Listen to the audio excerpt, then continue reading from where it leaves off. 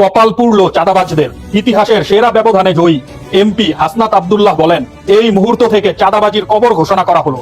প্রিয় ব্যবসায়ী ভাইয়েরা, প্রিয় পেশাজীবী শ্রমজীবী ভাইয়েরা, প্রিয় হোটেল মালিকরা, সরকারি রেজিস্টার করা ফি ব্যতীত 1 পয়সাও আপনাদের চাঁদা দিতে হবে না। যদি কেউ চাঁদার জন্য আসে, আপনারা বেঁধে রেখে পুলিশকে ফোন দিবেন। পুলিশ ভাইয়েরা বেতন পায়, এর বেশি কিছু তদবির করলে ব্যবস্থা নেওয়া হবে।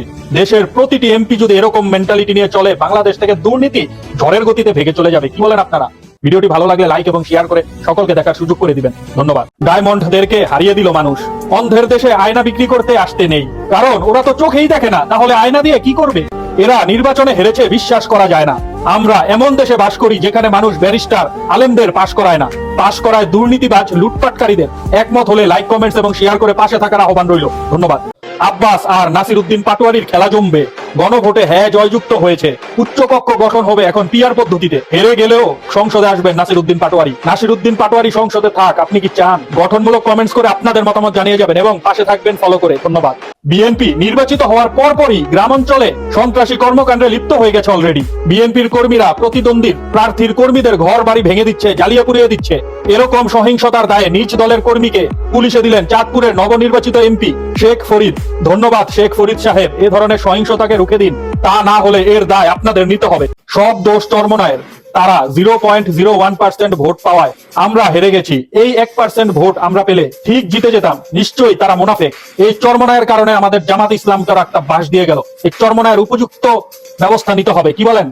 এই আলেমদের টার্গেট ছিল জামাতকে ঠেকানো। যেহেতু জামাত কোন ইসলামী দল নয়, জামাত ক্ষমতায় এলে ইসলামের ক্ষতি হবে, এই সমস্ত ভাউতাবাজি কথা বলে তারা জামাতের বিরুদ্ধে নানা ফতোয়াবাজি করে জামাতকে ঠেকিয়েছে। আশা করি এখন এই আলেমরা তারা তাদের পছন্দের সরকারকে ইসলামী রাষ্ট্র করতে বাধ্য করবেন। যদি তারা তা না পারে, ধরে নিব তারা আসলে ইসলামের পক্ষের লোক নয়, তারা মুনাফেক, ইসলামের শত্রু। একমত হলে শেয়ার ও ফলো দিয়ে পাশে থাকুন। ধন্যবাদ। রংপুরের মানুষকে মফিজ বলে তুচ্ছ করে এই রংপুরের মানুষই সবচেয়ে বেশি ন্যায় ও ইনসাফের পক্ষে দাঁড়িয়েছে।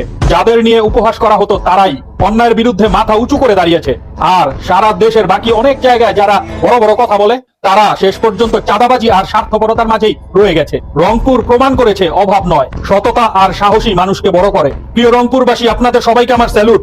ফেব্রুয়ারির 28 তারিখ দেশে ফিরতে পারেন সাকিব আল হাসান। এ ব্যাপারে বিএনপির লোকেরা বলেছে, সাকিবকে নিয়ে আসলে শেখ হাসিনাকেও ফিরিয়ে নিয়ে আসতে হবে। আমরা জানি শেখ হাসিনাকে যে তোমরা পুনর্বাসন করবা, এটা কানার ভাই অন্ধ বুঝতে পারতেছে। ওকে, ভালো, বেস্ট অফ লাক, নিয়ে আসো। তোমাদের শহীদ জিয়াউর রহমানের কথা তো মনে আছে, তাই না? তাকে খেয়ে দিয়েছিল হাসিনা আসার কতদিন পরে, মনে আছে? ভিউয়ার্স, কতদিন পরে একটু কমেন্টসে জানিয়ে যান। এবং তারেক জিয়ার পরিস্থিতিও যে সেটা হবে, এটা আমরা হারে হারে টের পাচ্ছি।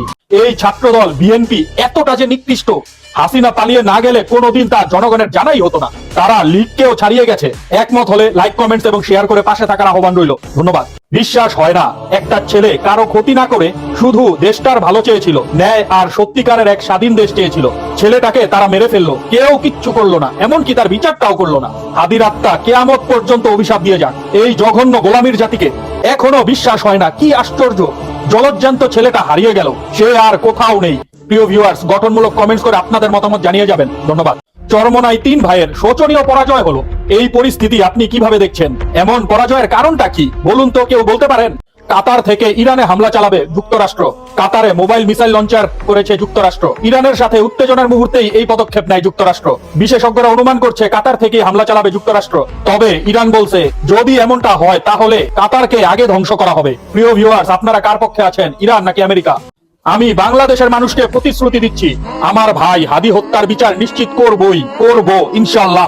এই বিজয় আমি শহীদ শরীফ ওসমান হাদিকে উৎসর্গ করলাম, বললেন কুমিল্লা 4 আসনের এমপি হাসনাত আব্দুল্লাহ। হাসনাত আব্দুল্লাহর এই বক্তব্যকে যদি আপনাদের পছন্দ হয়ে থাকে, অবশ্যই একটি লাইক দিবেন এবং শেয়ার করে অপরকে দেখার সুযোগ করে দিবেন। নতুন নতুন আপডেট পেতে পেজটি ফলো করে রাখতে পারেন। ধন্যবাদ।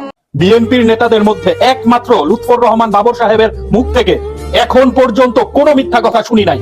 উনি আগে ছিলেন ভারত বিরোধী, এখনো উনি ভারত বিরোধী হয়ে আছেন। লুৎফর রহমান বাবরের মতো নেতা আমাদের দরকার। বাবরকে ভালোবেসে থাকলে অবশ্যই ভিডিওটি লাইক এবং শেয়ার করে সকলকে দেখার সুযোগ করে দিবেন। ধন্যবাদ।